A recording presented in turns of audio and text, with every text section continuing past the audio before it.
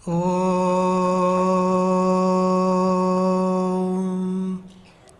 સ્વામિનારાયણ સાક્ષાદક્ષર પુરુષોત્તમઃ સર્વેભ્યઃ પરમાં શાંતિમ આનંદમ સુખમર્પયેત. ઓમ અક્ષરમહં પુરુષોત્તમદાસોસ્મિ. ઓમ.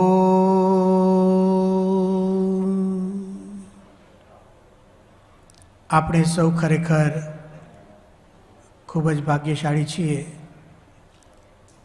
કે આપણને પરબ્રહ્મ પુરુષોત્તમ નારાયણ શ્રી સ્વામિનારાયણ ભગવાનની ઉપાસના અને ભક્તિ કરવાનો અવસર પ્રાપ્ત થયો છે. આપણે સૌ એટલે પણ પરમ ભાગ્યશાળી છીએ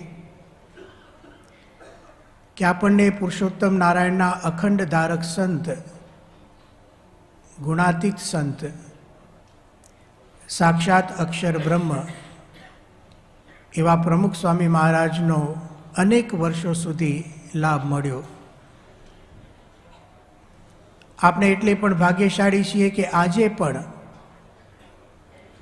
એ જ અક્ષર બ્રહ્મ, એ જ ગુણાતીત સંત, એ જ સત્પુરુષ, એ જ ભગવાનના અખંડ ધારક સંત મહંત સ્વામી મહારાજ રૂપે આપણને મળ્યા છે. અને એ આપણા ગુરુ છે અને આપણે એમના શિષ્ય છીએ.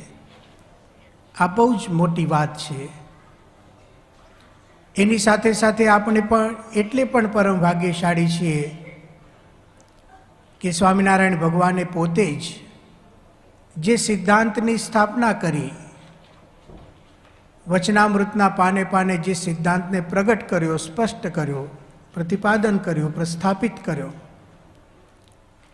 જે વેદો, ઉપનિષદો અને અનેક આપણા વૈદિક સનાતન ધર્મની પરંપરાની અંદર જે શાસ્ત્રો આવે છે એની અંદર નિરૂપાયેલ સિદ્ધાંત હતો, એ અક્ષર પુરુષોત્તમ સિદ્ધાંત મહારાજની દયાથી ને આપણા ગુરુહરિના પરિશ્રમથી આપણા સૌના જીવની અંદર દ્રઢ થયો છે. આપણે એટલે પણ ભાગ્યશાળી છીએ કે આવો દિવ્ય સત્સંગ આપણને પ્રાપ્ત થયો અને આપણને સેવા મળી છે. કોઈ પણ સાધના હોય, એ તપ રૂપે હોય, યાત્રા રૂપે હોય, એ વિચાર રૂપે હોય, એ શિક્ષણ, એજ્યુકેશન રૂપે હોય, કોઈ લખતા હોય, કોઈ પ્રવચન કરતા હોય, કોઈ સમજતા હોય, કોઈ સમજાવતા હોય, કોઈ ધ્યાન ધરતા હોય, કોઈ માળા ફેરવતા હોય, પ્રદક્ષિણા કરતા હોય, કોઈ પણ સાધના હોય, એ સાધનાનું યથાર્થ ફળ એ જ છે કે એ પ્રાપ્તિ સુધી પહોંચે. ધંધાની ચર્ચા આપણે કલાકો સુધી કરીએ, અઠવાડિયાઓ સુધી કરીએ, રોજ સાંજે ભેગા થઈને બિઝનેસની ચર્ચા કરીએ, પણ પ્રાપ્તિ જ ન થાય તો, બિઝનેસ શરૂ જ ન થાય તો શું કરવાનું? કોઈ પણ સાધના હોય, એ સાધનાની ફળશ્રુતિ એ છે કે એ પ્રાપ્તિ સુધી પહોંચવું જોઈએ. આપણે ભાગ્યશાળી એ છે કોઈ સાધના કરી નથી ને પ્રાપ્તિ સુધી પહોંચી ગયા છે. તાળી પાડવાની વાત હવે આવશે. કાંઈ કર્યું નથી ને પ્રાપ્તિ સુધી પહોંચી ગયા એટલે પ્રાપ્તિ સમજાતી નથી. તાળીઓ પાડો.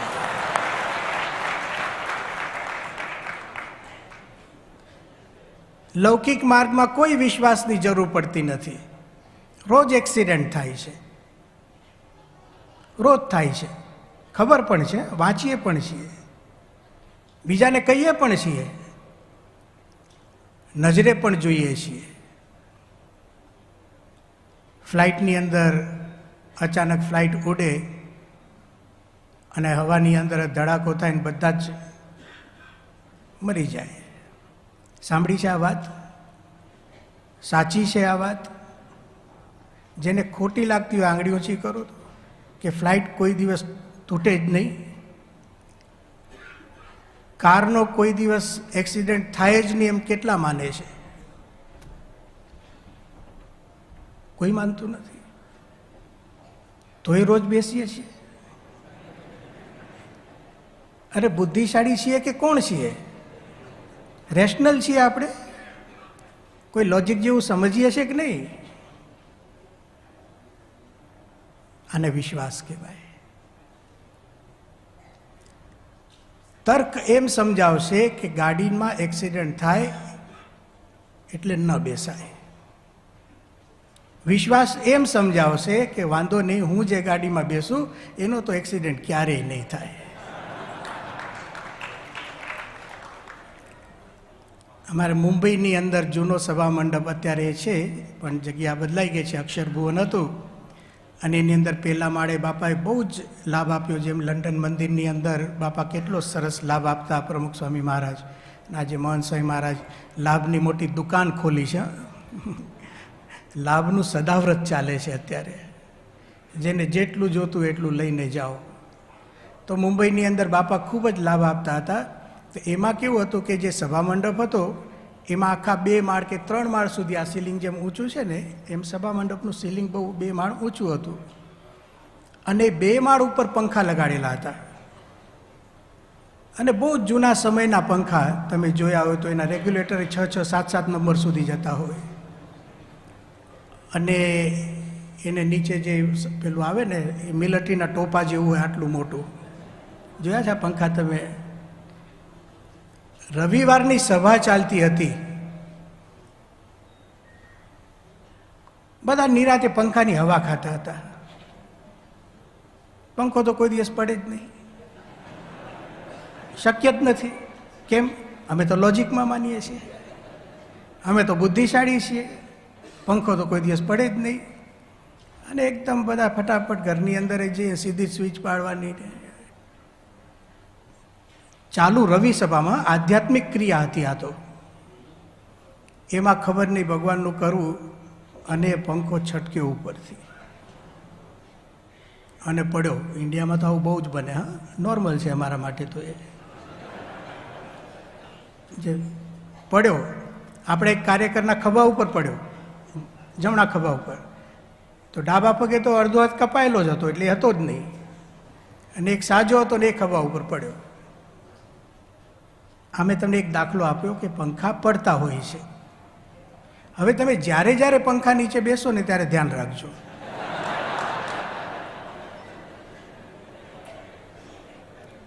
અને જો કોકને આ ઘૂસી ગયું ને, શંકા વસ્તુ એવી છે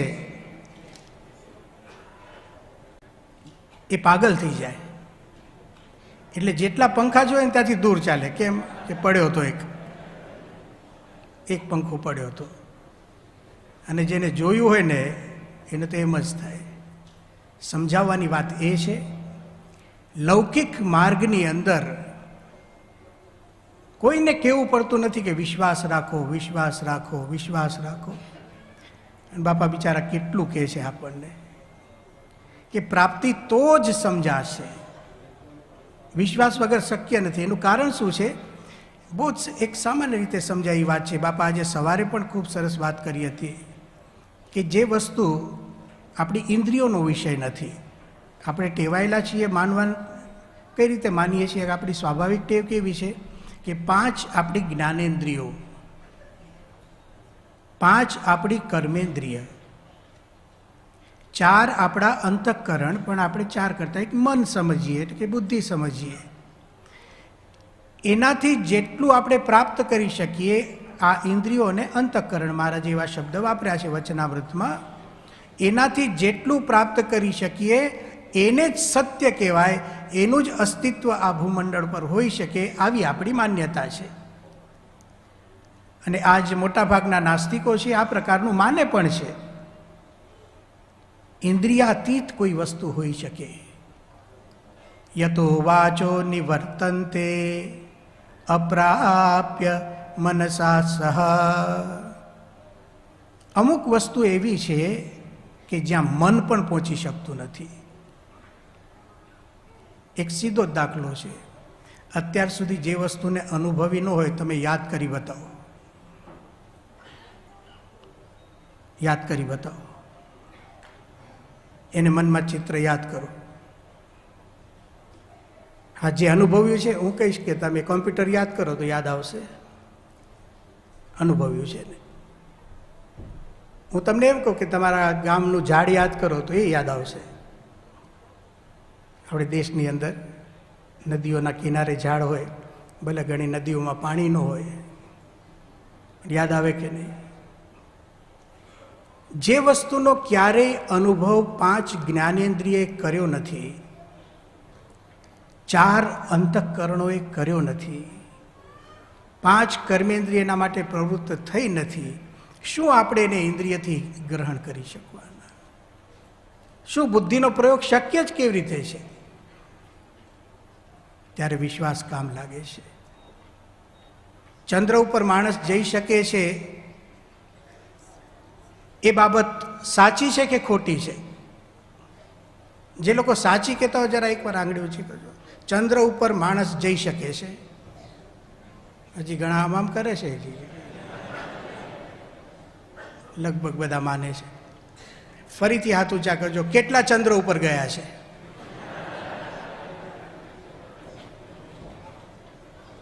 આને વિશ્વાસ કહેવાય ભાઈઓ.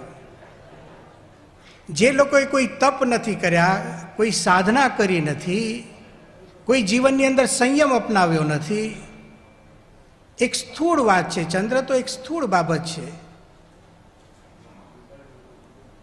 એની પણ વાત આપણે માનીએ છીએ તો કેટલીક વસ્તુઓ ભારતની અંદર એવી વાત થયેલી છે જે ઇન્દ્રિયાતીત છે. 5 જ્ઞાનેન્દ્રિય, 5 કર્મેન્દ્રિય, 4 અંતઃકરણથી પર પણ એક વસ્તુ છે.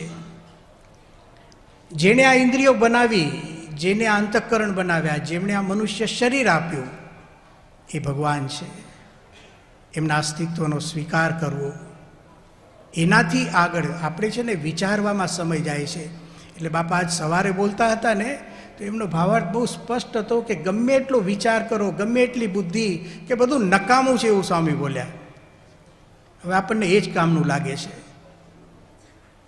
એક વખત મુંબઈની અંદર અમે અભ્યાસ જ્યારે કરતા હતા, 1990ની વાત છે, અને આપણા બહુ જ સન્નિષ્ઠ હરિભક્તો દર એકાદશીએ આખો દિવસ મંદિરમાં જ રહે, સેવા ભક્તિ કરે, કથા વાર્તા કરે.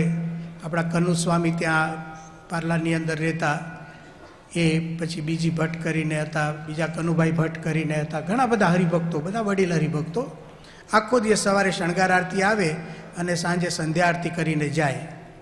પછી અમારા વારા હોય બધે કથા વાર્તા કરવામાં, કારણ કે આખો દિવસ રહે એટલે કોઈ વાત કરવાવાળો તો હોવો જોઈએ.